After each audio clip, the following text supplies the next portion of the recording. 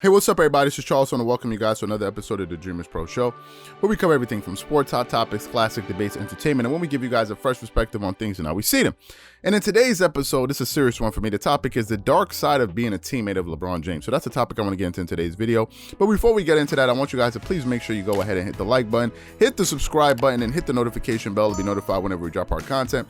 Also, make sure you go ahead and check out Dreamerspro Max, an online sports community, a place we created, a place where you can go and start basketball discussion, chat live during games, so many other cool things. So if you guys are interested in that, be sure to check that out. We have that linked in the description below and get 7 days of access. And also, make sure you go ahead and click the join button to join the channel to receive loyalty badges from our channel. So make sure you guys go ahead and do that. It's next to the subscribe button. Anyway, let me get into this topic here. This is a very serious topic for me.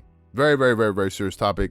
And you know, in Dreamerspro, we try to come at things from a unique angle, and I don't think you're going to see any video out there people discussing this today. So this is something I want us to talk about. So after watching the Lakers lose in round 1 to the Phoenix Suns, which I did say was going to happen, I said, listen, if Anthony Davis did not play, or if he was not healthy, we said this in just a live 1 or 2 days ago, I thought that the Lakers were going to lose, and I didn't even think it was going to be close. In the beginning of that game, we were on Dreamerspro Max. I looked at the first quarter, and I said, this thing is over with. This thing is over with, and it was. In short order, Devin Booker came out there, and he looked like a man possessed, and he would not be denied, and they won that game, right? But after the game, as the game was going on, and after the game, it had me thinking back on LeBron James's career, right? Because he's 36 years old. I don't think he's going to go to another championship. Like, I mean, how's it going to work, right? I don't think it's going to happen again. And it could happen, but I don't believe it will. But I was thinking about LeBron James's career. Now, I have LeBron James in my top 5 players of all time, right? My list, my top 5, or at least my top 4 is this. I got Michael Jordan. I got Kareem Abdul-Jabbar. I got Kobe Bryant. And I got LeBron James. I got LeBron James behind Kobe Bryant, right? And that's my list. Some people may feel differently. That's your right. LeBron James is a very good player, right? He's one of the greatest players of all time. I think what makes him really good is the fact that he's such a great all-around player. He can score the ball, although he's not the best scorer ever. He can facilitate the ball at a very high level, one of the best passers you ever find out there, just given his court vision and his size and his athleticism. He's able to do things that a lot of people in NBA in NBA history just can't do, right? I think his passing makes him very unique, and his ability to rebound, and he's a very smart guy. You put all of those things together, you have yourself a very, very good player. That's why I have him number 4 all time. However, right? Those are the positives. But there's something about LeBron also as well, which is this. LeBron James may be one of the most toxic NBA players I've ever seen. We're talking on the court now. We're not talking about what he's accomplished off the court. This is not one of those videos, right? We're talking about on the court. He may be one of the most toxic players I've ever seen, right? For some reason, which I was thinking about. Whenever good players go and play with LeBron James, one or two things happen.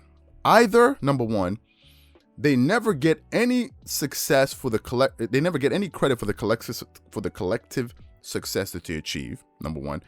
Number two, he never even mentions them when they're talking about the success that the team has.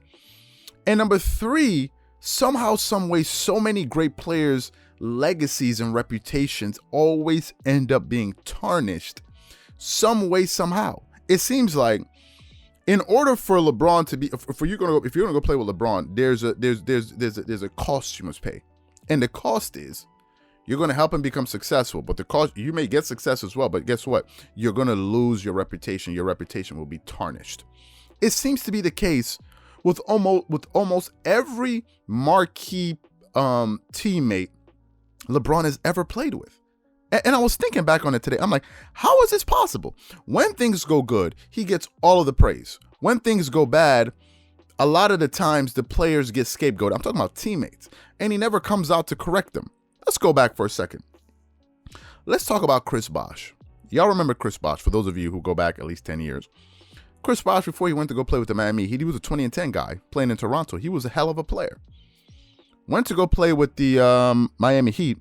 Ended up coming up with names from Bosh Spice. Chris Bosh is soft. You know, Chris Bosh's game, he basically got relegated to a mid-range jump spot-up shooter. That was it, right? In those championships, in those 2 championships that they won in those 3 championship years, Chris Bosh never gets mentioned in any kind of positive way, really. He's like an afterthought. Think of Dwayne Wade. People don't even mention Dwayne Wade when they talk about LeBron James's career. They don't even mention him. Do y'all know in that first year in the playoffs, do you know Dwayne Wade was the #1 leading scorer on the Miami Heat in 2011? Do y'all know that in the playoffs? Dwayne Wade never gets mentioned. Think of Eric Spoelstra. Eric Spoelstra, oh, he was just a guy that rode the coattail. That was it. Then he moves on to the next situation. Kyrie Irving. Kyrie Irving was a hell of an individual talent. He wasn't winning before LeBron James, granted. They came together. You need two great players to win. They won. Kyrie Irving goes out there and hits the biggest shot in NBA Finals history. The biggest one to win a series. Not even save a game. You can talk about Ray Allen. We're talking about win a series. And Kyrie Irving never gets mentioned. Ever since Kyrie stopped playing with LeBron, his legacy has gone in the trash. Even when he decided he didn't even want to play with LeBron, why don't you ask LeBron? Why didn't you come consult with LeBron? And They look at Kyrie like he's some kind of malcontent. That's Kyrie Irving, a hell of a player, a hell of a player. Then you move forward. What about Kevin Love? Kevin Love was a 25-12 guy when he was with the Minnesota Timberwolves. He got to the Cleveland Cavaliers. He was a hell of a player. Then one year when they weren't doing well in the playoffs, Kevin Love got blamed for everything. They drug his name through the mud. Nobody defended him, including LeBron. These are great players that I'm mentioning. The list doesn't stop there. Think about Brandon Ingram. LeBron goes to go play with Brandon Ingram and these guys in LA. Next thing you know, these guys can't play anymore. Their confidence gets shot. Next thing you know, they're shipped out to New Orleans. They thought he wasn't a good player. He just signed a Supermax or a max contract. Go look at his numbers, man. Turned out to be a hell of a player. Look at Lonzo Ball. Lonzo Ball was like, he was there. Then the next thing you know, he was gone. Now he's turned into a very good player. Not an amazing player, but a good enough player. Think of Montrezl Harrell. Montrezl Harrell goes there. I'm sure LeBron James said, "Yeah, come with us, man. You do your thing." Next thing you know, he just became a casualty of war. Turned into a bench guy that got relegated. He was a sixth man of the year. Now nobody talks about him. He's been forgotten, and he most likely will move on from the Lakers probably and go end up with some team, and that's probably going to be his story. Think of Andre Drummond. Andre Drummond comes, oh, he's going to be the next Kareem. Everybody's welcoming in. Blah, blah, blah, blah, blah, blah. Andre Drummond's legacy is going to take a hit after this. It's going to take a hit. AD is probably the last one. Now, AD got lucky, not lucky, but he has a fortuitous injury in a way that he's not going to be blamed for anything because he's injured.